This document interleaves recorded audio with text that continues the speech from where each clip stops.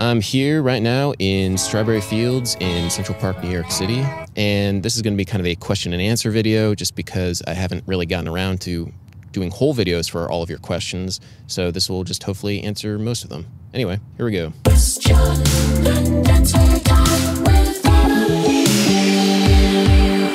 How would an aspiring bass player network if he/she did not attend music school, and more importantly, introverted? Most of the time I'll say that if you're introverted, you kind of have to sort of think about practicing social skills kind of the same way that you would practice like bass skills or music skills in general. I have a friend, Dave Delaney, who's part of a Boston band called the Whiskey Boys, and he used to hate how he smiled on camera.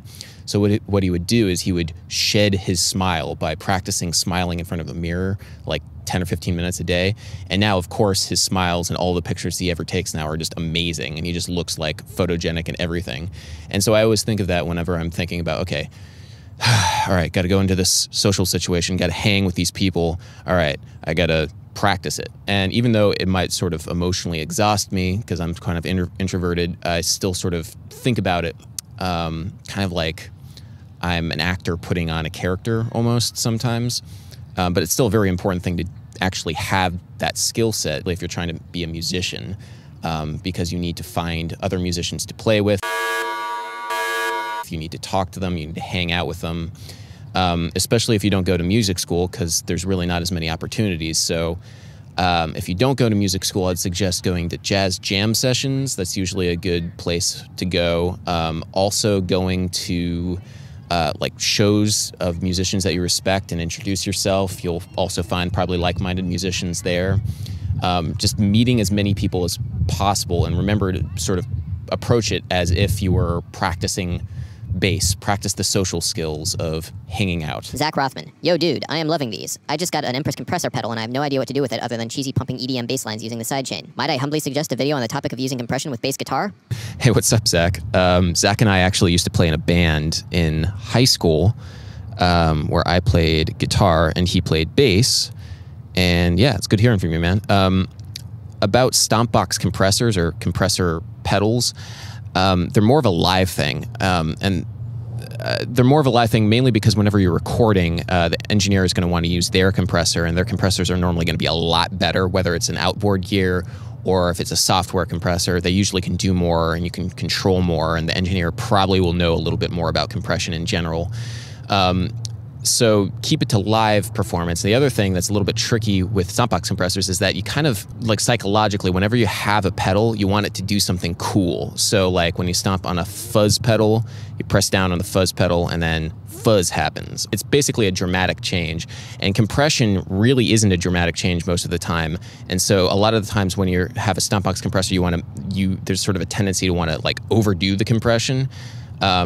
So it can be very tricky. I'm going to do a video eventually on compression. I just don't really have all my thoughts coalesced on it. But yeah, stompbox compressors are kind of tricky. I was considering Berkeley for composition/production/film scoring. Do you have any insights on music school for non-performance musicians? To be perfectly honest, I really don't know a whole lot about the film scoring and music production and engineering side of music school.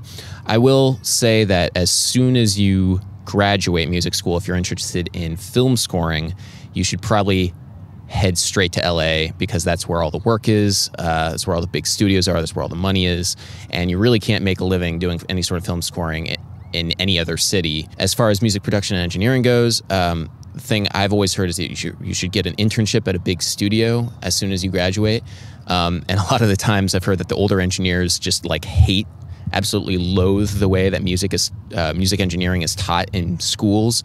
So they'll like completely teach you all over again their way. That's a very important networking opportunity also, is working in a major studio. Your lessons are great. Do you offer private bass lessons? Why, thank you. I do offer private bass lessons either in the New York City metro area or via Skype.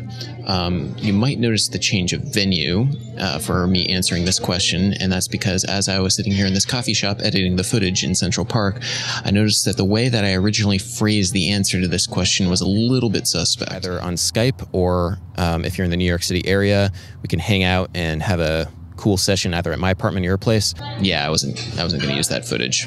What about that dancing guy? I know I've seen it somewhere before. I think that the title of the video was Dancing Computer Guy or something like that, or Computer Man, Dancing Computer Man, and then I motion captured that bass onto him to make it look like he was playing bass, and that was a lot of fun, learning how to do that in Final Cut. But yeah, YouTube. I found him on YouTube. That was great. My patience for music theory is slowly increasing with each video of yours that I see. Ever thought of teaching at a university level? I would love to teach at the university level, but I do not have the correct piece of paper yet that would let me teach there. 10 years ago, having a master's degree in jazz would be plenty accreditation to teach at the university level, but now, because there are so many damn musicians that are coming out of music school, now you need a doctorate in jazz. So until I become Dr. Jazz, Dr. Adam Neely Jazz, I will not be able to teach at the university level, even though I really want to. Fuck, dude. People makes every other note complicated. We don't use the pure whole tone scale today in most instruments, like this man, major. C, E, G, B, D, F, A, C, E, G, B, D, ect. Use the diatonic / major as the reference keys. Keys are just pitch. Trades, chords, extended chords, and modes are all the same. You'll see the modes clearer if you count 2 octaves. 2, 4, 6 are the same as 9, 11, 13. For fuck's sake, obviously play that bitch 1/2 semitone down if you see a fucking B or flat symbol. Flat 3 equals melodic minor. The E flat, okie dokie like this. C, E flat, G, B, D, F, A, C, E double flat 3 equals melodic minor. Flat 3, flat 6 equals harmonic minor. Flat 3, flat 6, flat 7 equals natural / relative minor. Flat 6 equals major harmonic. Flat 3, sharp 4, flat 6 equals double harmonics.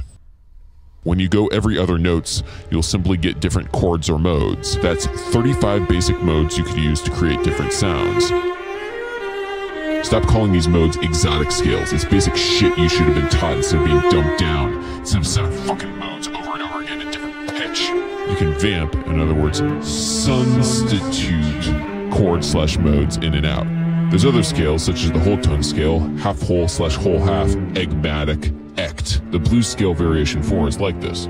Obviously start the count from the flat 3 if you're going to convert to major. The option / passing notes will get you used to hearing or playing different notes. 1, flat 3, 4, 5, flat 7 are, fuck it, hearing major. 1, 2, 3, 5, 6, row, 12 notes work. It just depends on how you want to color. So the person that wrote the script for that spam bot, I really want to thank you, because if the singularity is coming and the robots are about to take over the world, you can see that they're able to generate some beautiful gibberish just in the attempt to get around YouTube's spam filter. We get art. We get really, really, really beautiful art. It doesn't make any sort of sense, but you know, the best art doesn't really have to. So thank you. Anyway, this has been Adam Neely coming at you from Central Park. Woo! Please keep submitting questions. I'll hopefully get to them in future videos, or something like this question and answer video. You know, I just want to have more content so I get more likes. And likes are what makes the world go round. Oh my God, I can't talk. All right.